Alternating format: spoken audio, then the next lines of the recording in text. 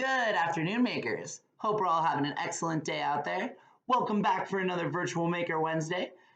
This is our last Virtual Maker Wednesday within the realm of Sustainability Month. So we're still doing cool stuff with nature. But today we are going to, you may have noticed that we are approaching a certain holiday here that is a bit on the spooky side. So we figured it would be fun to do a classic play on the classic jack-o'-lantern and still do something cool with gourds. But instead of doing jack-o'-lanterns, we are making monster gourds or like a spooky squash or whatever you want to call it. So this is a super fun, very open-ended activity.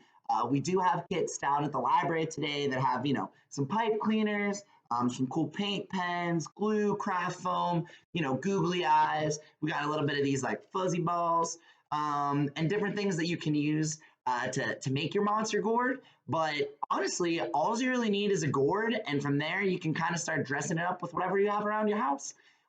So I am just going to go ahead and give it a go and turn this little guy into something creepy. So as you'll notice, gourds, squashes, they all have their own little intricacies, So this one actually has a lot of texture on it. Kind of almost looks like some witch's wort, something, right?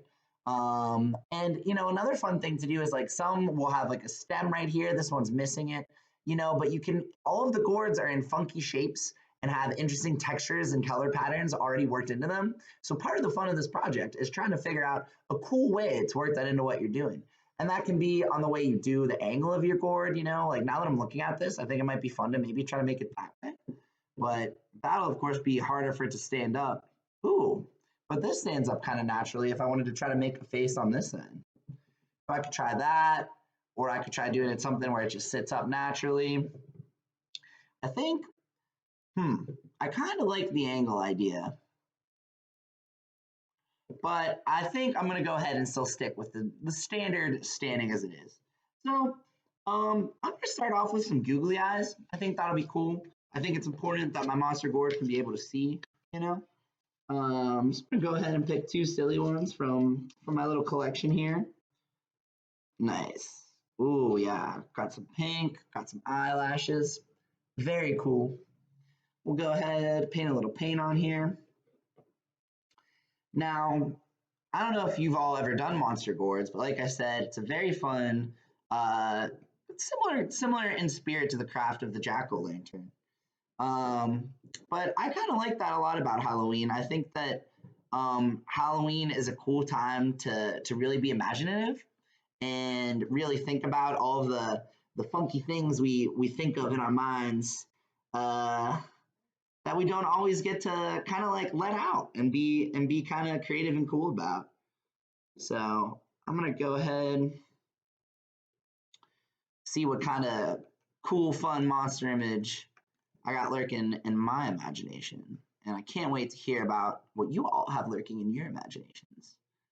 Very fun stuff. So get these eyes on.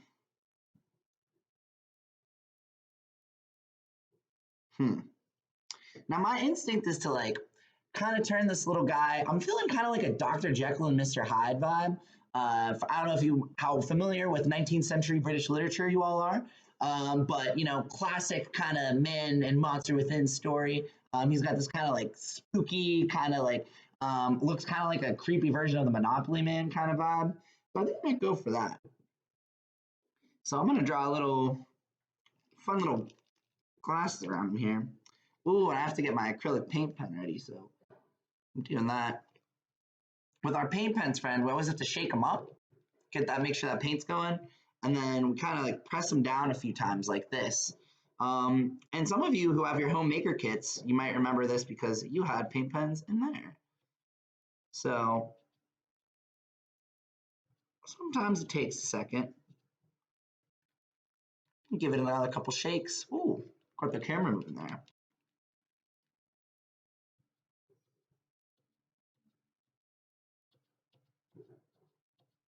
There it goes. And it's cool because the paint is actually coming through this funnel and then it goes onto the tip of the marker, much like dipping a paintbrush into some paint. It's kind of cool. Sweet. All right. And this is acrylic paint, which means it can pretty much go on every surface and that it's pretty much permanent. So if you are using acrylic paint out there, be careful. All right, so I'm gonna draw a fun little like, stick around the side maybe. Cool, kind of like, it's got like kind of like a cool, creepy, kind of like lens going here. Have it kind of come down. Doop, doop, doop, doop, doop, doop. So he's got a little kind of like, hello, sir, kind of vibe going on, you know? Let's see, I guess maybe we'll make him smiling with a couple of fangs too. What do you think? It's got some lovely warts that we're already working with here.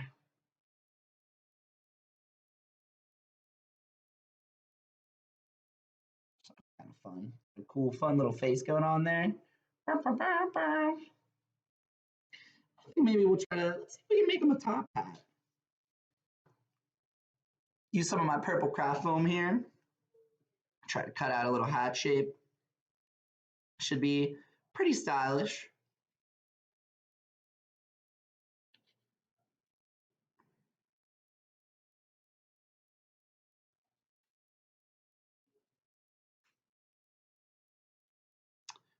Big fan of the craft foam, friends, especially with the sticky on the side.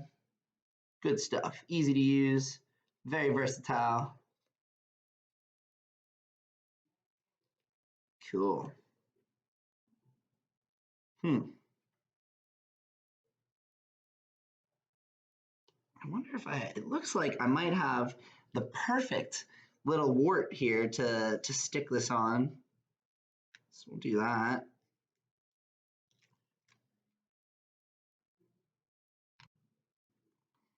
Very nice, very nice.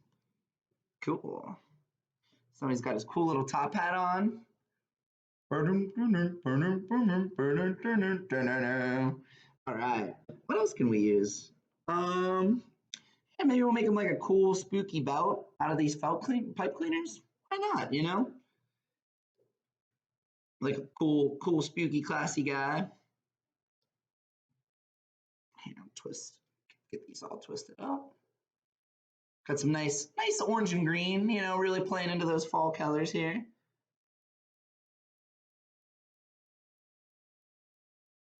I don't know about all of you, but Halloween has always been my favorite holiday since I was rather young. I think, like I said, just a very fun time to get to be creative and dress up and do and create things that you don't normally get to the rest of the year. Oh, this is cool. Almost kind of looks like a scarf. So he's kind of like a very classy kind of monster. Ooh, but is it long enough, friends?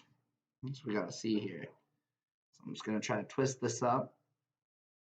Now, depending upon the type of gourd you end up having, sometimes they're even soft enough, that exterior, that you can poke a little hole in them with your pipe cleaners. Oof, I'm struggling to get this the way I want it to. There we go. That's going to work, I think. Let's do that. Let's see how that goes. Very classy. Yeah, there we go. So now he's got like a cool little scarf on. He's like, oh, I'm gonna go about town and cause some ruckus, you know? What do you think, friends? I don't know. We got that going on. Anything else? We can give him some funky hair. Do that with our pen. Maybe he's like, you know, hasn't really gotten a good haircut in a while. Get him creeping down the sides.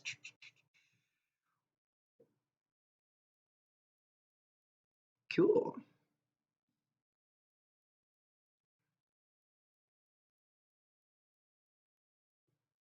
All right. I think I might just call it there. I kind of like him. What do you think? The Monster Gourd.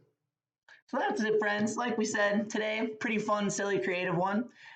Feel free to come pick up a kit at the library. First come, first serve. And otherwise, like we said, as long as you gourd, you can have a master gourd. I messed that up. As long as you have a gourd, you can have a monster gourd. All right, friends. Happy Halloween from the MCL. Looking forward to seeing you. Hopefully this weekend, some people can come to the story walk. And If you're just watching this online, I hope that you have a great Halloween wherever you're at. Take care.